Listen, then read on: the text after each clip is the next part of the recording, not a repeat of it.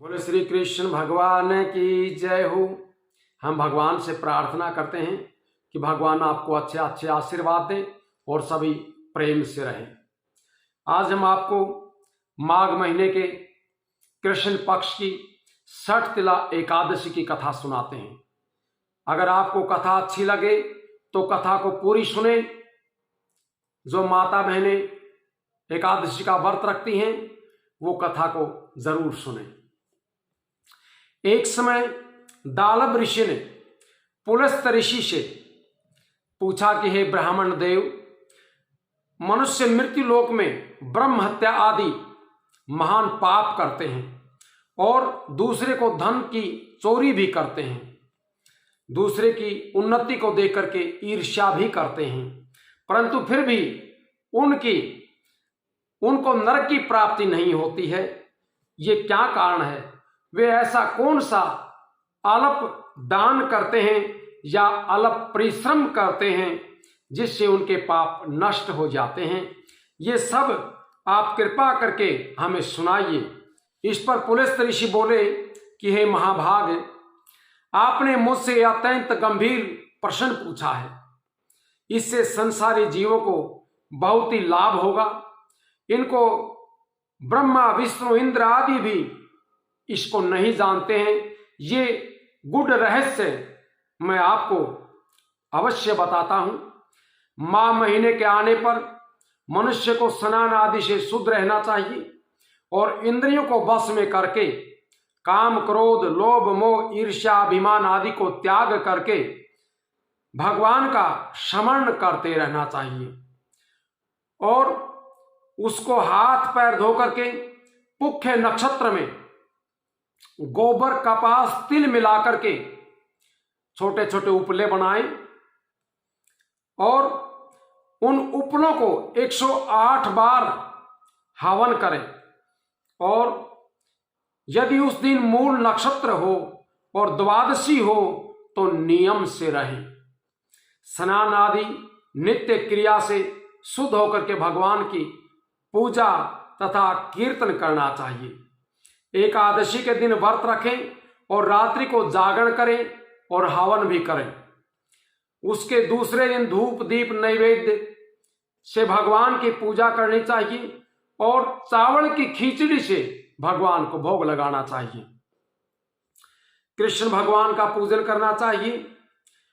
उनको पेठा नारियल सीताफल या सुपारी से अर्घ्य देना चाहिए और उनकी स्तुति करनी चाहिए कि भगवान, आप शरणों को शरण देने वाले हैं, आप संसार में डूबे हुए का उद्धार करने वाले हैं। हे पुंडरीकाक्ष, हे कमल नेत्रधारी, हे विश्व भगवान, हे जगत गुरु, आप लक्ष्मी जी सहित मेरे इस अर्घ्य को स्वीकार कीजिए। इसके पश्चात ब्राह्मण को जल भरा कुंभ प्रदान करना चाहिए। ब्राह्मण को श्यामा गाय और तिल पात्र भी दान करना चाहिए। तिल स्नान और भोजन दोनों में श्रेष्ठ है। तिल का जो दान है वो मां का स्नान और भोजन यानी अन्न दान से भी श्रेष्ठ है। इसलिए मनुष्य को तिल दान अवश्य करना चाहिए।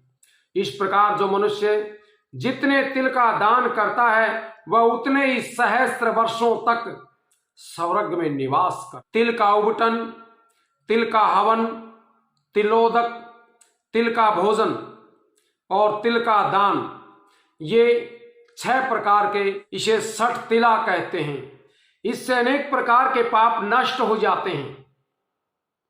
नारद ऋषि बोले कि भगवान, आपको नमस्कार है। इस छठ तिला एकादशी का क्या पुण्य होता है और इसकी क्या कथा है, यह हमें विस्तार से बताइए।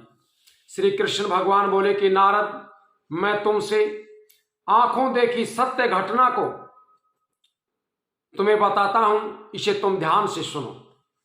पुराने समय में मृत्यु लोक में एक ब्राह्मणी रहती थी। वह सदैव व्रत किया करती थी। एक समय वह माह के महीने में पूरे महीने में व्रत करती रही। इससे उसका शरीर दुबला हो गया। वह अत्यंत बुद्धिमान थी, परंतु उसने कभी भी देवताओं तथा ब्राह्मण को धन तथा अन्न का दान नहीं किया। इस प्रकार मैंने सोचा कि वह ब्राह्मणी व्रत करने से अपना शरीर तो शुद्ध कर लिया और इसको वैष्णव लोक भी मिल जाएगा, परंतु इससे कभी भी अन्न दान नहीं किया है, इससे स्वर्ग में इसकी तृप्ति कैसे होगी। ऐसा सोच करके मैं मृत्यु लोक में गया और उस ब्राह्मणी से अन्न की भिक्षा मांगी। वह ब्राह्मणी बोली कि महाराज, आप यहां किस लिए आए हैं? मैंने कहा कि मुझे भिक्षा चाहिए।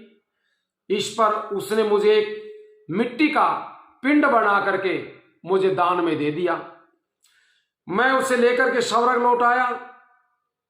कुछ समय बीतने पर वह ब्राह्मणी भी शरीर त्याग करके स्वर्ग में पहुंच गई। मिट्टी के पिंड के प्रभाव से उसे उस जगह पर एक उत्तम भवन मिल गया, परंतु उसने अपने उस भवन को अन्य वस्तुओं से खाली देखा। वह घबराई हुई मेरे पास आई और कहने लगी कि भगवान, मैंने अनेकों व्रत आदि किए, आपकी पूजा की, परंतु फिर भी मेरा ये घर सभी वस्तुओं से खाली क्यों है? मैंने कहा कि तुम अपने घर को जाओ और देव औरतें तुम्हें देखने के लिए आएंगी। जब तुम उनसे षठतला एकादशी का पुण्य और विधि सुन करके द्वार खोलोगी, तभी तुम्हें सब कुछ प्राप्त हो जाएगा। भगवान के ऐसे वचन सुन करके वह अपने घर को गई और जब देव औरतें आई और द्वार खुलवाने लगी, तब वह ब्राह्मणी बोली कि यदि आप मुझे देखने के लिए आई हैं तो षठतला एकादशी का महात्म्य हमें बताइए। उनमें से एक देव औरत बोली कि सुनो, मैं तुम्हें बताती हूं। जब उसने षठतला एकादशी का महात्म्य सुना दिया, तब उसने द्वार खोला। देव स्त्रियों ने उसको सब स्त्रियों से अलग पाया। उस ब्राह्मणी ने भी देखा कि स्त्रियों के कहे अनुसार षठतला का व्रत किया है और उसके प्रभाव से उनका घर धन धान्य से भरपूर हो गया। इसलिए मनुष्य को मूर्खता त्याग करके षठतला एकादशी के दिन व्रत करना चाहिए।